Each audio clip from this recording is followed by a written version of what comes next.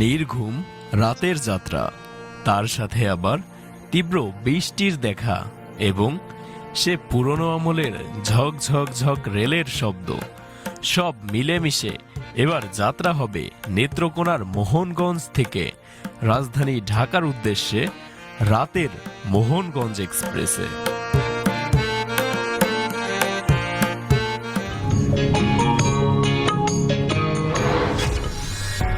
এই মুহূর্তে সংযুক্ত আছেন এইচ বন্ধনের সাথে। চলুন আমরা মোহনগঞ্জ রেলওয়ে স্টেশনের ভিতরে প্রবেশ করি।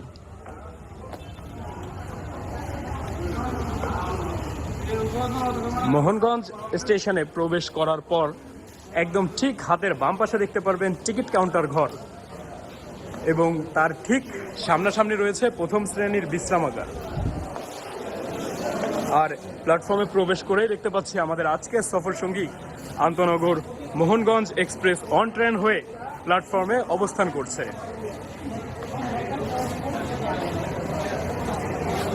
এটা হচ্ছে মোহনগঞ্জ এক্সপ্রেস ট্রেনের কেবিন।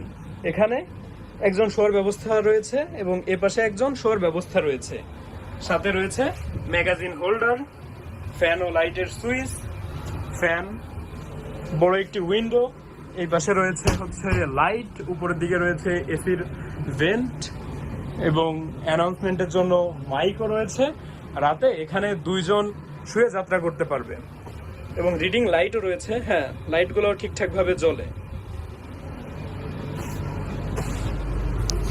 এবং এ পাশে বাইরে হাঁটার জন্য সুন্দর বারান্দা রয়েছে। এইটা হচ্ছে একটা ছোট কেবিন, এখানেও দুইজনের শোয়ার ব্যবস্থা আছে। নিচে এমনি এমনি একজন শুতে পারবে এবং উপরে এইটি নামিয়ে দেওয়া হবে এখন, এখানেও একজন শুইতে পারবে।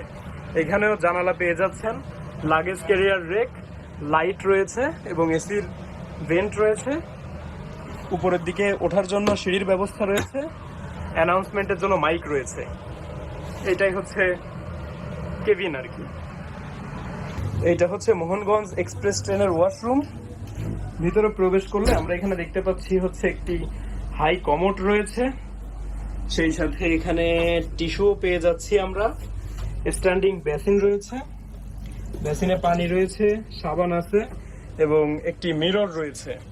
টয়লেট কোয়ালিটি মোটামুটি ভালোই বলা চলে, পরিষ্কার, তেমন একটা নোংরা না।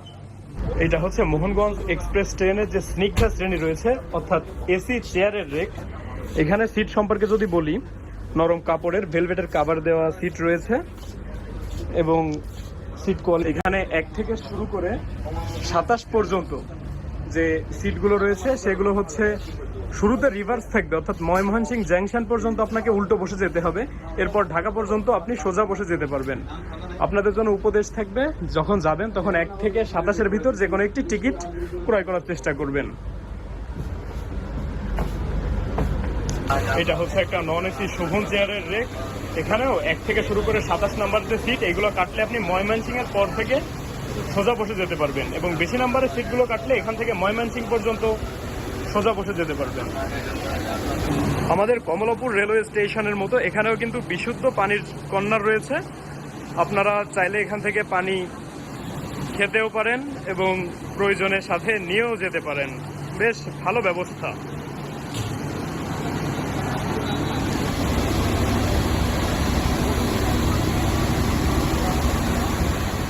মোহনগঞ্জ এক্সপ্রেস ট্রেন নাম্বার 789 ও 790 বাংলাদেশ রেলওয়ে কর্তৃক পরিচালিত বাংলাদেশের একটি আন্তনগর ট্রেন।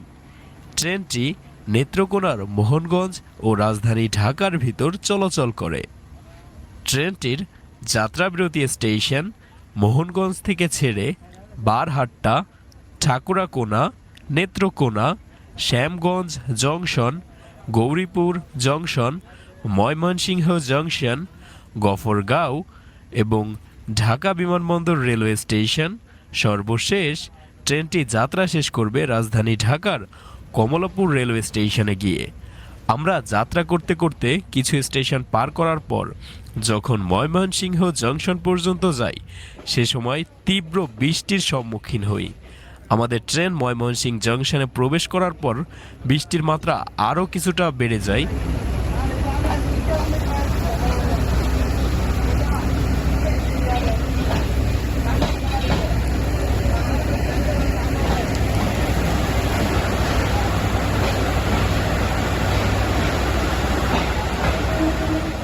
আশপাশে লোকজন তীব্র ছোটাছুটি করছে বৃষ্টির জন্য।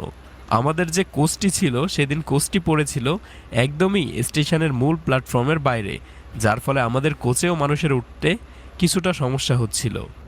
কিছুক্ষণ পর আমাদের ট্রেন ময়মনসিংহ জংশনে তার যাত্রাবিরতি শেষ করলো এবং ট্রেন আবারও চলতে শুরু করলো রাজধানী ঢাকার উদ্দেশ্যে।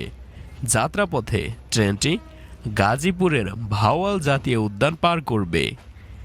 যেহেতু রাতের যাত্রা, এই জন্য আমি ভিডিওটিকে একদম সংক্ষিপ্ত করার চেষ্টা করলাম। এর পূর্বে আমি মোহনগঞ্জ এক্সপ্রেস ট্রেনের দিনের যাত্রার একটি পূর্ণ ভিডিও শেয়ার করেছি, চাইলে আমাদের চ্যানেল থেকে দেখে নিতে পারেন।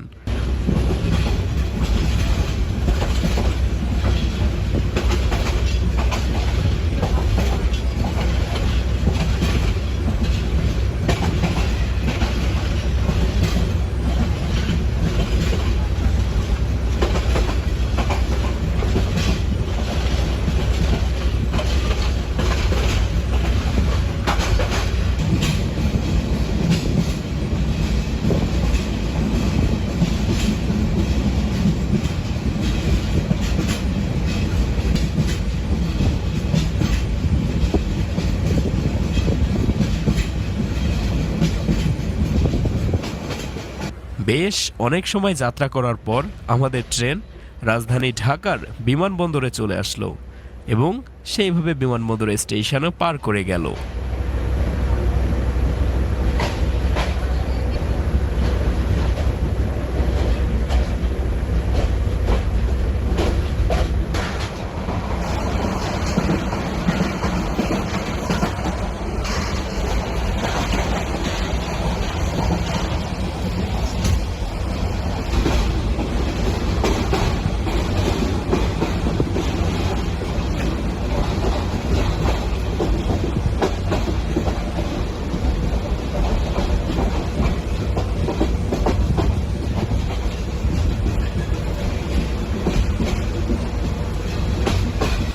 ভোর 5:15 আমাদের ট্রেন প্রবেশ করছে কমলাপুর রেলওয়ে স্টেশনে।